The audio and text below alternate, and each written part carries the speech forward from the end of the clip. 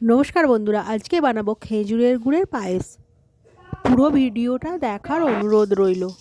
প্রথমে আমি একটা হাঁড়ি বসিয়ে দিয়েছি, হাঁড়ির ওপর দিয়ে দেবো ঘি, তেজপাতা দিয়ে ভালো করে চালটা একটু ধুয়ে জলটা একটু ঝাড়িয়ে নেব। নিয়ে হাঁড়িতে দিয়ে চালটা একটু হালকা লাল করে ভেজে নেব। ভাজা হয়ে গেলে জল ঢেলে দেবো।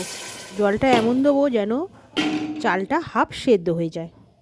তারপরে এইদিকে একটু লিকুইড দুধ নিয়ে নিয়েছি, দুধটা ভালো করে ফুটতে দেবো। আমি এখানে গরুর দুধ নিয়েছি, আপনারা চাইলে পুরোটাই গুঁড়ো দুধের করতে পারেন। লিকুইড দুধটা ফুটতে দিয়ে দেবো। বেশ ভালো করে ফুটে গেলে তারপরে এখানে দিয়ে দেবো খেজুরের গুড়টা। খেজুরের গুড়টা দিয়ে ভালো করে নাড়িয়ে নেবো। নাড়িয়ে নিয়ে তারপরে আমি এখানে দেবো স্বাদ আসার জন্য পায়েসের গুঁড়ো দুধ। গুঁড়ো দুধটা ওর ওপর দিয়ে ভালো করে একটু চামচে করে ঘেঁটে ঘেঁটে গুঁড়ো দুধটা মিশিয়ে দেবো।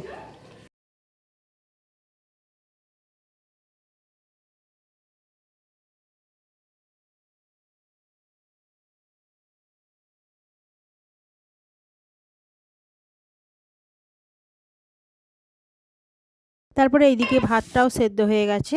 তারপরে যে আমি গুঁড়ো দুধ আর খেজুর গুড় দিয়ে পাইল করে যে লিকুইড দুধটা আমি ফুটিয়ে রেখেছিলাম সেইটা আমি ঢেলে দেবো। ঢেলে দিয়ে ভালো করে আবারও একটু জল দেবো, সেটাকে গুলিয়ে জলটা দিয়ে ভালো করে ফুটিয়ে নেব। যেটা সেদ্ধ হতে বাকি আছে সেই সেদ্ধটা করে নেব।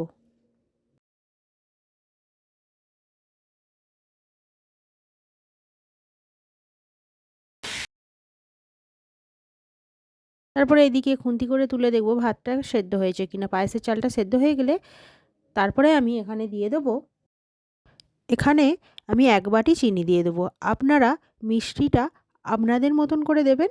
আমি এখানে 1 বাটি চিনিটা দিয়ে আবারও ভালো করে গুলিয়ে নেব। আর এখানে কাজু কিশমিশটা আমি আগে থাকতে ভিজিয়ে রেখেছিলাম, কাজু কিশমিশটা দিয়ে দেবো। এইবার আমার পায়েসটা হয়ে গেছে, আমি নামিয়ে নেব। আমার এই সহজ সহজ রান্নার রেসিপিগুলো যদি বন্ধুরা ভালো লেগে থাকে আমার চ্যানেলটিকে অবশ্যই সাবস্ক্রাইব করে রাখবেন। টাটা, আবার দেখা হবে পরের ভিডিওয়।